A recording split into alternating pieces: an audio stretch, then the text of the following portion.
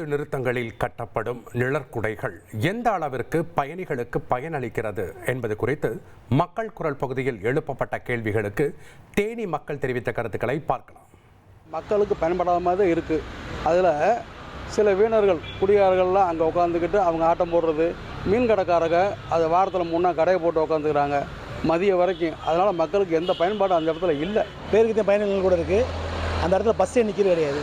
Bus இருந்தால் தான் அந்த பயணிகள் கூட அங்கே சும்மா சுற்றி தீர்றவங்களுக்கு, அவங்களோட இருக்கிற ஆளுகளுக்கு, தண்ணி அடிக்கிறவங்களுக்கு, ஓய்வு எடுக்கிறவங்களுக்கு உபயோகமாக இருக்கே தவிர பயணிகளுக்கு யாரும் உபயோகமாக இல்லைங்க. பஸ் ஸ்டாப் இருந்தாலும் ரோட்டோட வியாபாரிகள் தான் முள்ளா ஆக்கிரமிச்சிருக்காங்க.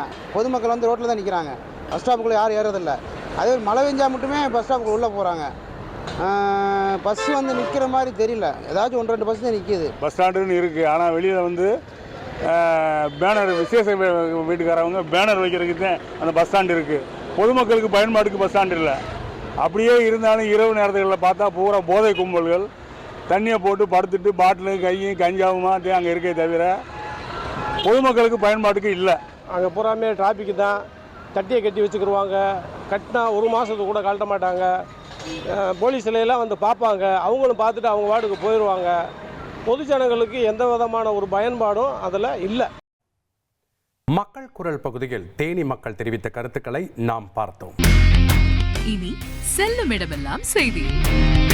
தந்தி டிவியின் வாட்ஸ்அப் சேனலை ஃபாலோ பண்ணினா செல்ல இருக்கும் இடமெல்லாம் செய்தி.